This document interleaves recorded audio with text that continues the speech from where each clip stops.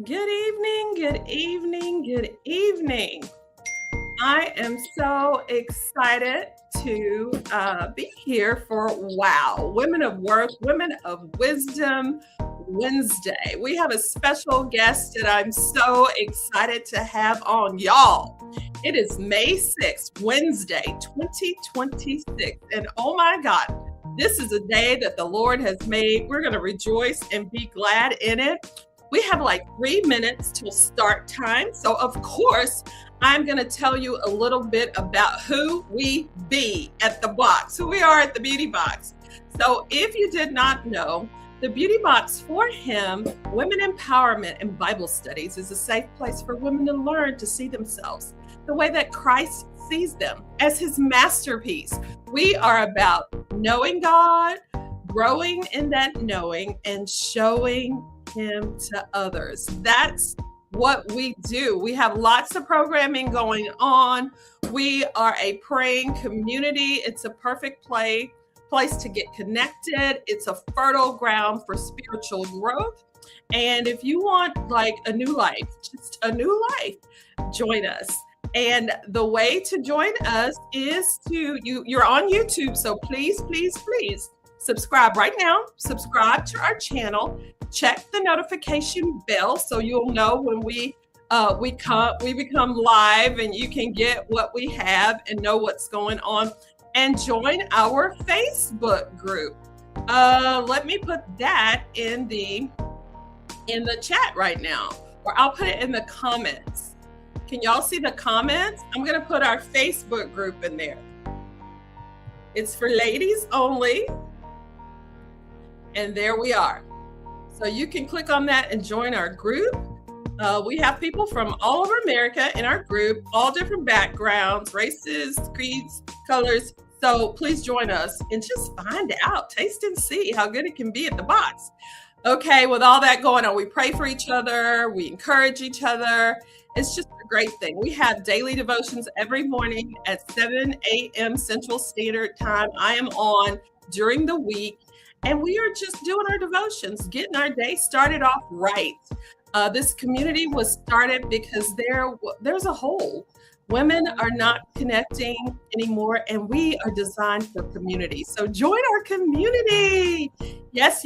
Now, I am going to give it another second. Let's see what time it is. It says 59.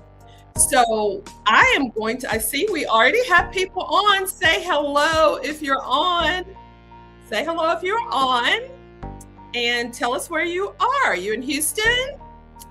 All right. So let's see. It's 7 o'clock straight up. Are you excited? I'm so excited to introduce our guest all the way from New York, y'all. She has taken her precious time out because she's all about women empowerment and enriching women's lives. She's all about it. So we're all on the same page. You're going to love her. Dr. Rani Wilburn-Smith. Did I say that right? I hope I said that right. If not, I'm sure she'll tell me. Okay, let me just tell you about Dr. Rani. She's a sweet soul. She received her Bachelor of Social Work in 2010, MSW in Social Work in 2011, and Doctor of Social Work on January 31st, 2026. You go, girl. I love it. Her developed model of practice is titled Intersectional Life Model, ILM. The website that we're going to give you is going to be like, there's going to be like a plethora of information for you. You want to get on her website, you want to sign up to receive her emails, and she'll have like different tools for you to use. And the great thing about tonight, you may not be going through domestic violence, but 1 out of 4 women are. So you may know somebody that you can share the link with, share the information with. We are candles to light others. Do you know that as a candle, you can light a lot of candles and it doesn't diminish your flame? We need to be out there spreading the word. In short, the ILM looks add an individual's perspective based on their own worldview and perception. That's how we make our decisions. That's how we move based on our experiences. So I love it. And I'm so excited to bring on the screen the amazing Dr. Rani, is what I've been calling her. That's why it's like Dr. Rani. I love that name. So here she comes. Hello. Thank you. Thank you, Beauty Box, for having me on live. It is truly a blessing to be with you and your panel today or this evening. Yes. And what I did mention is that you're from here. And we met you through R.L. King, who is one of our newer beauty boxes. We just love her. And so I just want to thank you for coming here. Out of the kindness of your own heart, y'all, she is not being paid to help us right now. She's not. But let me just tell you, she has some things that you can plug into. I'm going to turn this music off and we are going to get down to it. We're going to get down to it. So Dr. Rani, welcome and thank you for coming. Thank you, Mrs. Banks, for having me on your wonderful platform, the Women Empowerment Bible Studies. So Thank you. That's right up my alley. Yeah. So tell us about you. Tell us give us a little background on you and tell us how you got here. So I think the best way to explain briefly is to keep with where you are, which is I'd like to first present the book of Daniel, chapter 10, verses 2-3, because that's going to take us right to how I got here. And it says, in those days, I, Daniel, was in mourning 3 full weeks. I ate no pleasant bread. Neither came flesh nor wine in my mouth.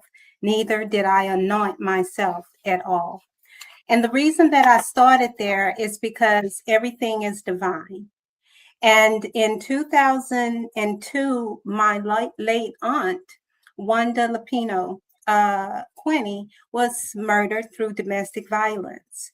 And how I was transferred into here to New York was through a marriage of a gentleman who I had met who resided in New York.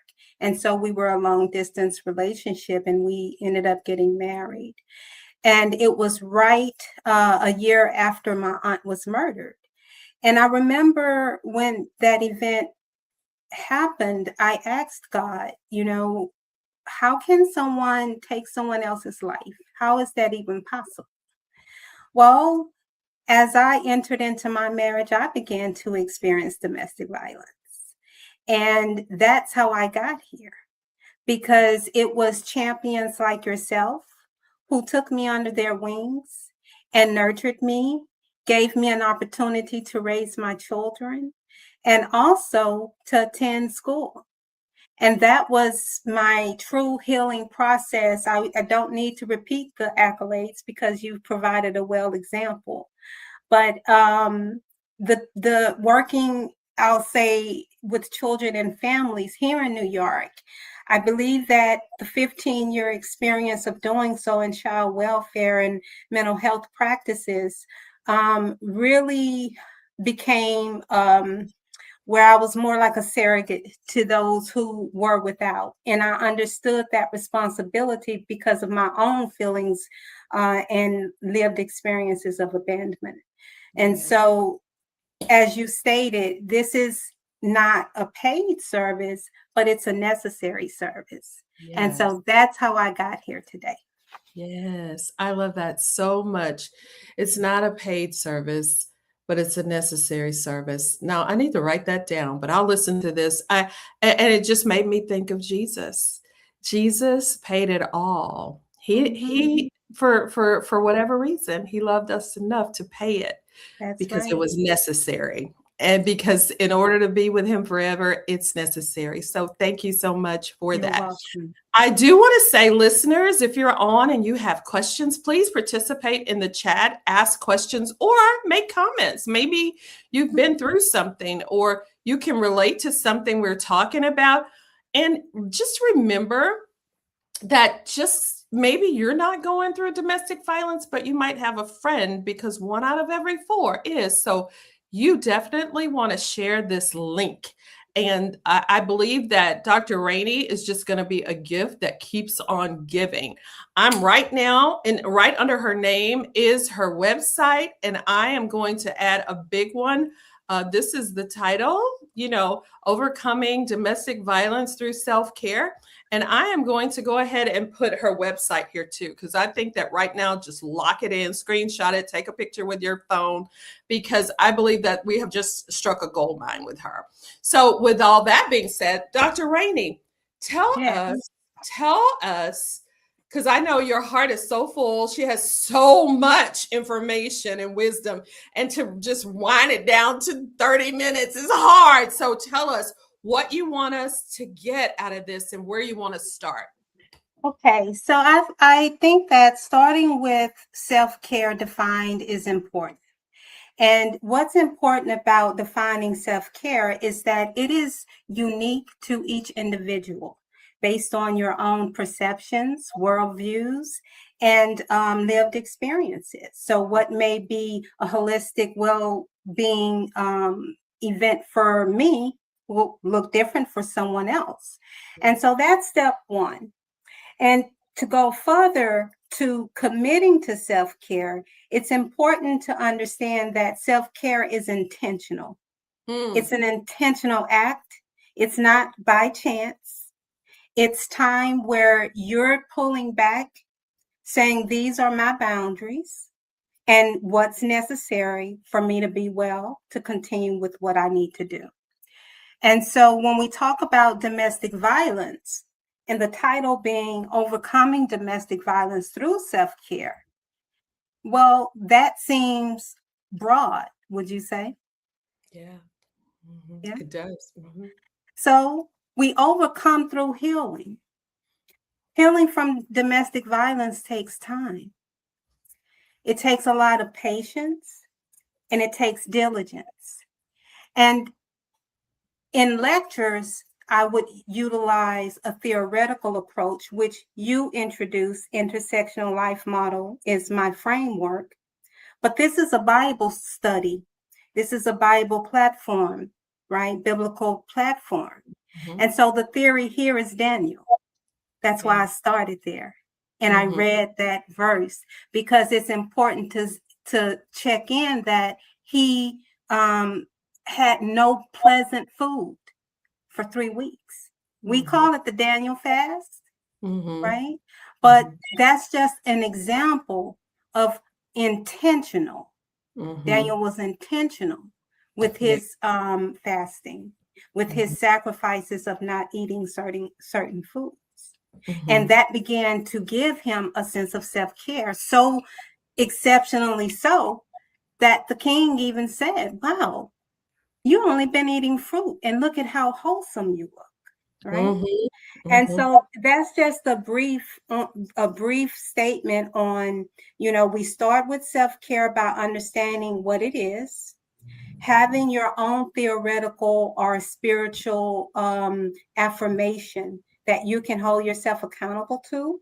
And so that's why I wanted to share the Daniel for this platform on tonight. That's what came up in my hearing was that particular verse. Yeah. I'm just thinking about, because I, in my past, have experienced, not personally, but through friends, family members, domestic violence, through just watching them physically being beaten and just verbally abused, and describe domestic violence and what is it. And because I think some people think, oh, he just loves me or she just loves me, that's why they act this way. But I would like for you to tell us, like, what are some clues that you're in a maybe not healthy experience? Absolutely. So just as we spoke about self-care being intentional, domestic violence is also intentional. It's an intentional, you can always pinpoint domestic violence and its intent by the patterns because they don't stop. They only become more and more aggressive. And what's important to also understand, especially within our current living environments today, domestic violence is not just intimate partner violence. It could be, as you just stated, vicarious trauma of seeing domestic violence firsthand. It could be, for me as a social worker, though I have had the experience of losing an aunt, to be in the physical realm within the field and seeing the rawness all over again definitely results to vicarious trauma. And also, it could be the neighborhood we live in, your neighbors, right? So it could be your employers. All of the coercive behaviors, such as physical violence on your jobs or within your living environments, it may be more verbal, psychological, which is what you're explaining. There are domains within domestic violence that typically fall under physical, emotional, psychological, financial, and the digital world, right? And so that's why many laws are even being passed in how we utilize technology today. And it's even more so prevalent as it relates to technology with the youth. We think that domestic violence only occurs with adults. But say, for instance, it may be a child who is a teen in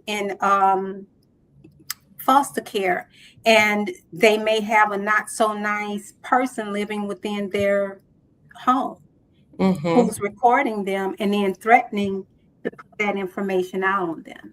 So that is a domestic violence situation. Right.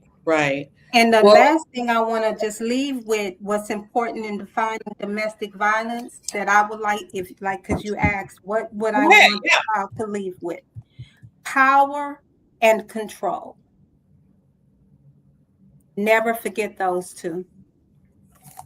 That is the most brief definition in one's understanding that you can have anytime someone is trying to overpower what you feel and control what you do. It's a problem. Yes, some people think when men are super jealous and things that they love me so much. You know what I mean? And that thing. And then I feel like, and this is, you probably agree, just knowing you, that it can be like insidious. It's subtle. I've had a friend who's been married forever, and then all of a sudden the fights are starting, and all of a sudden when he comes in, the temperature changes. The room is just, and then she's feeling made to feel like she's the problem. And nothing, she hasn't changed. Nothing has ever happened. But I, a long time ago, decided that when I come home, it's supposed to be a haven. It's supposed to be peaceful. I feel like we fight all day outside. When we come home, it's supposed to be peaceful. So what are your suggestions, like application? What can people do if they're feeling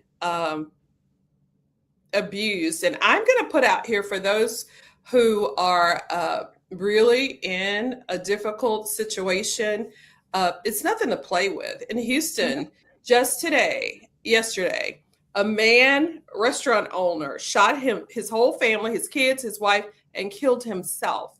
And when things like that happen, it's not the first time. There are red flags, there are clues, there are things. And what are your suggestions based on, your experience? Yes, that's a phenomenal question. And thank you for sharing that recent news, because this is how we evoke change within our communities, by sharing the horrific stories, as hard as it may be. That's the first line, is educating each other, right? Building connection with in your environments is very important. Yeah. I'd like to go back to where you were describing a friend who had a beautiful relationship and all of a sudden the temperatures have changed. Mm-hmm, mm-hmm. So sometimes, we don't want to bash people within their relationships, right? Mm-hmm. And that's why it's important to understand the definition, because you always are pinpointing and defining by the patterns. Mm-hmm. So say for instance with this couple, and I don't know, this is just a great way to engage with your audience, is sometimes it may be something psychologically going on with the partner. Mm-hmm. And especially with a dominant partner, they may struggle with discussing what's happening.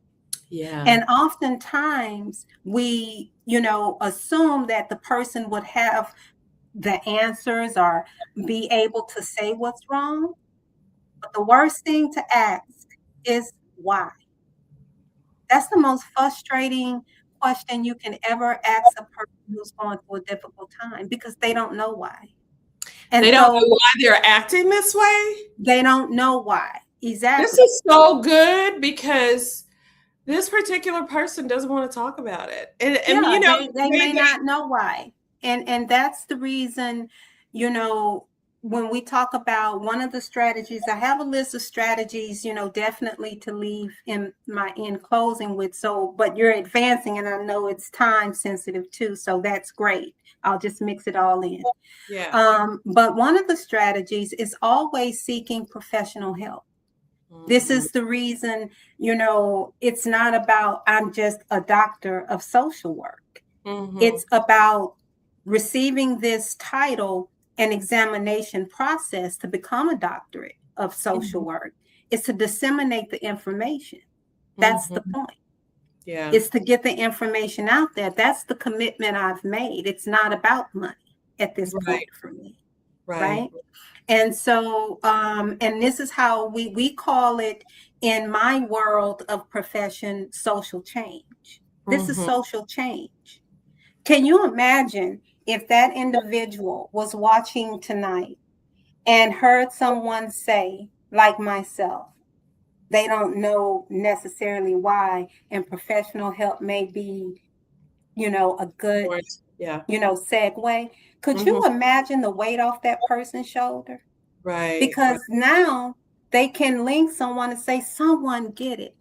Right. Somebody gets it. Right. And I think it is important to link up with somebody who doesn't know you, your people, somebody who can be objective, because like you say, being subjective is based on you, your knowledge, what you've been through. You're going to give that kind of advice. So it's good to have somebody who doesn't know you, your past or anything, because we all who's professionally trained too. So that's been the bulk of my work. And this is why I can say, empirically, that is in most cases the best way to go, is to seek professional help. Because as a therapist here in New York, I've spent over, my entire career actually preserving families.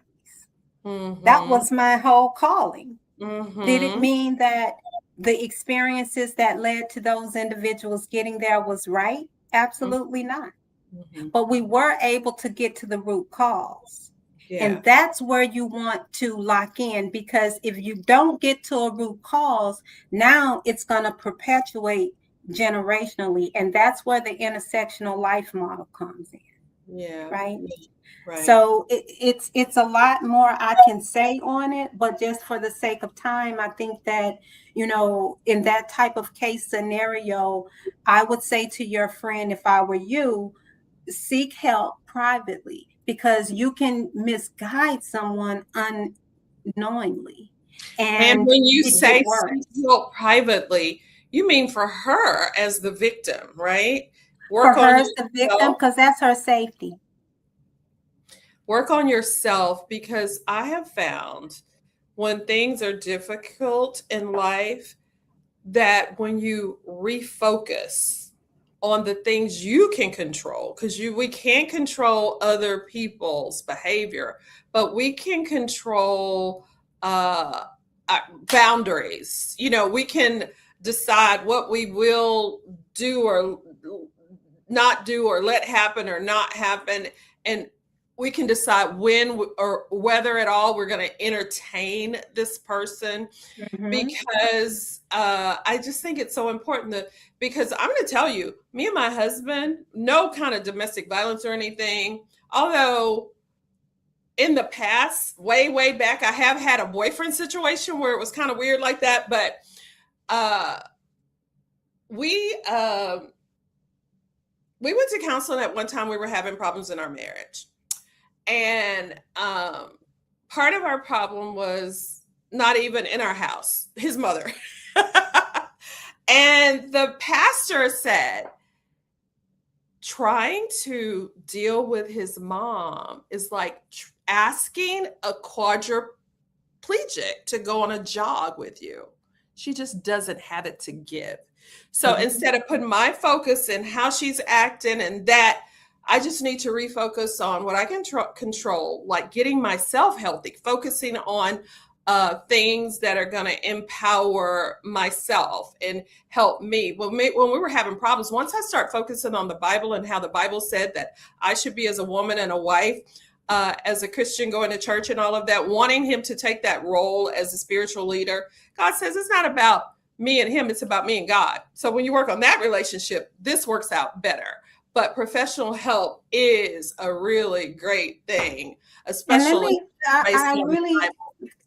I just so appreciate, I don't know if you've seen the smile that came on my face when you shared that you and your husband did in the past seek out counseling, because that's what the voice is for. That's what empowers us. And that's what empowers us to help others, because we encourage one another, as you're saying, and as you built this beautiful platform, that's the point.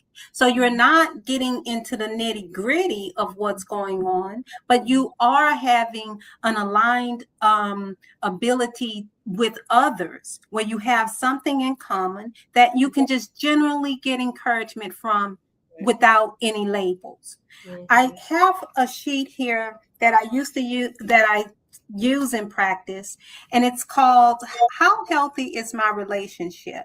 And it gives a section for what's healthy and what's not healthy. And I'd like to just read 3 of each section, just to kind of give some guidance on the dialogue. So, is it healthy to trust each other? Is it healthy for both to accept responsibility for your actions? Is it healthy to be proud of each other? Those questions are in the self-reflective process of self-care, because that's the start of self-care, is your first sitting down and doing deep self-reflection. And so if anyone, and that's why I say it's such a personal experience that requires time, because you need to ask, you can only we are the experts of our lives individually. No one knows you but you. And those are some of the questions an individual may ask themselves. And then, is it unhealthy? They may ask, if my partner cheats or threatens to cheat. Is it unhealthy if my partner blames the other for their wrong behavior? One more and last one. Is it healthy if my partner uses alcohol or drugs as an excuse for hurtful behavior? Now, I don't want to go too far into my personal life story, but I will say part of my decision of marrying my ex-husband was I went through the journey of him losing both of his parents.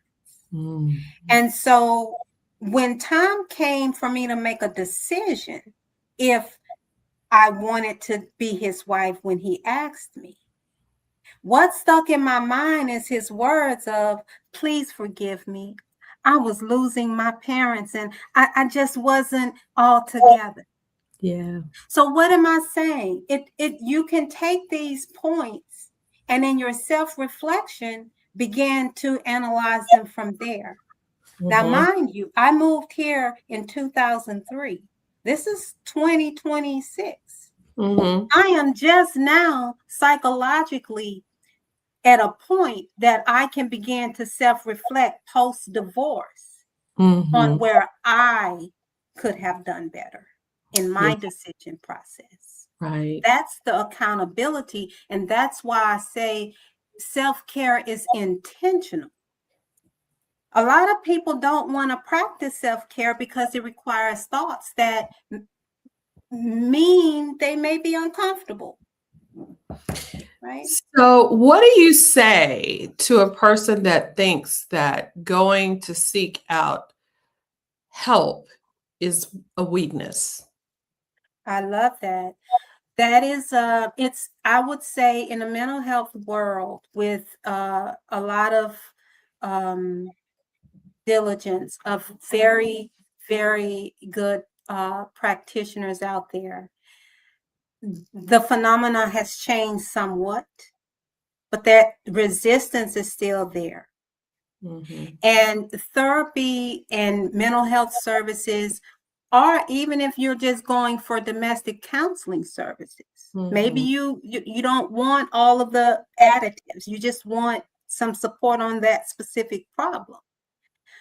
The barrier is time, commitment, and connection.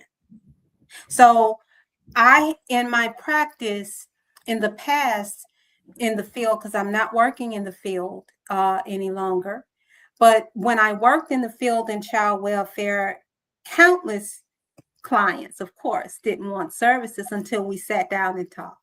Then I couldn't stop them from calling me. Yeah. And then we became one. But it took the magic word, time.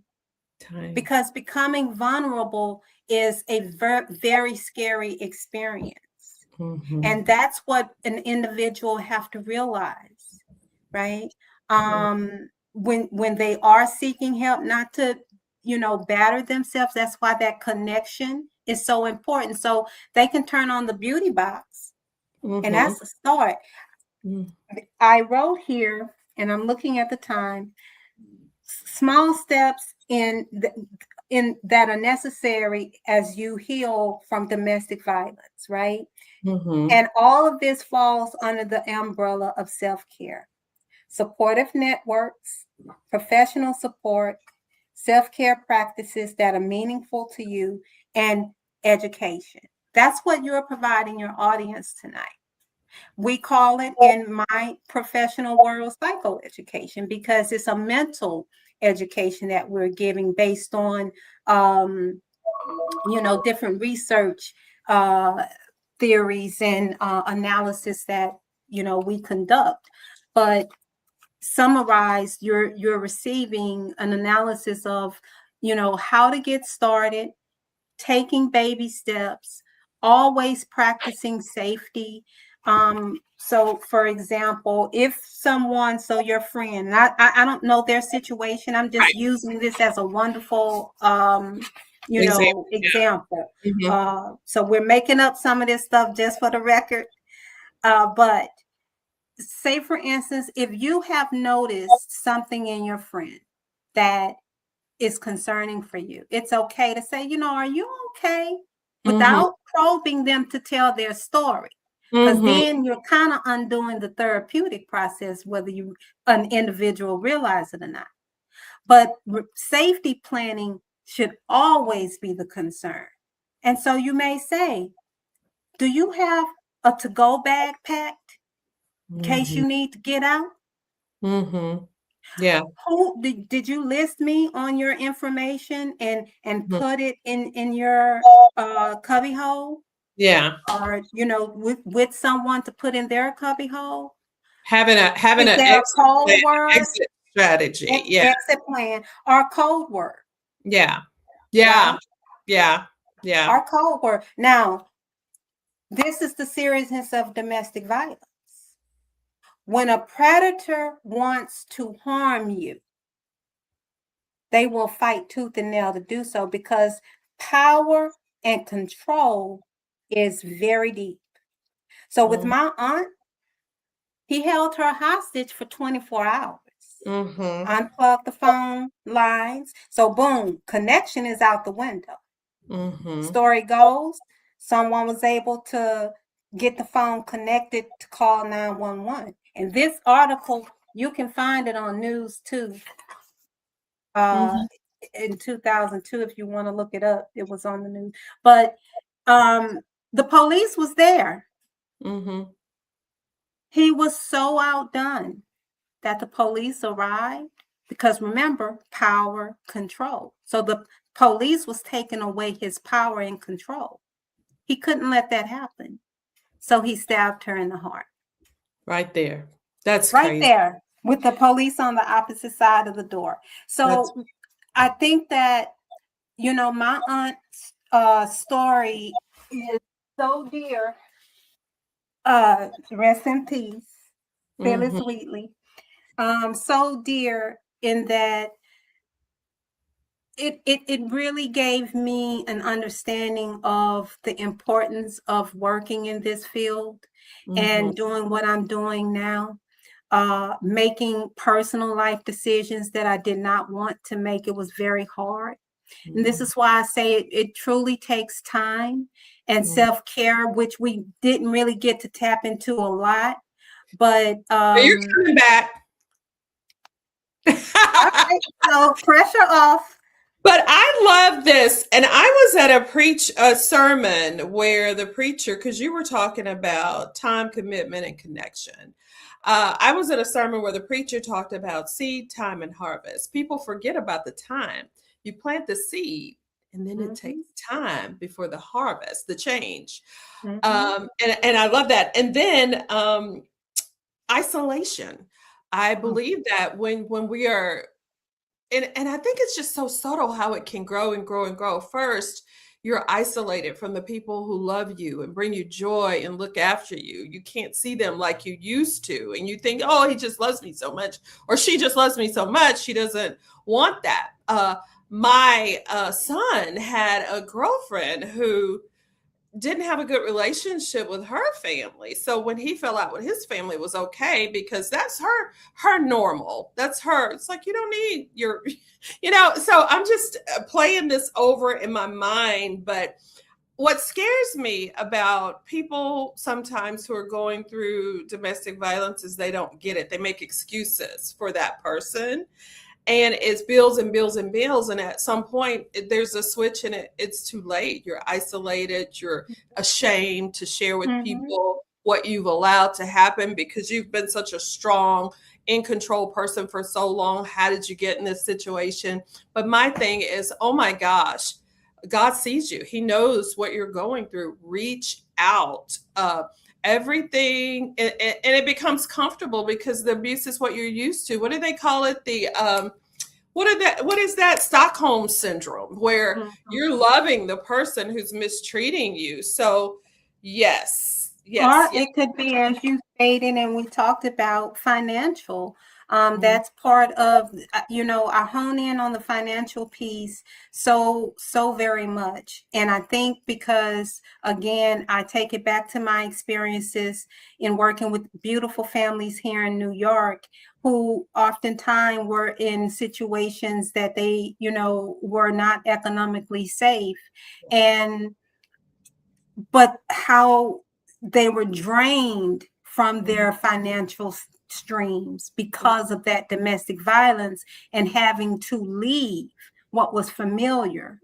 And that's why I say domestic violence is not just with a partner.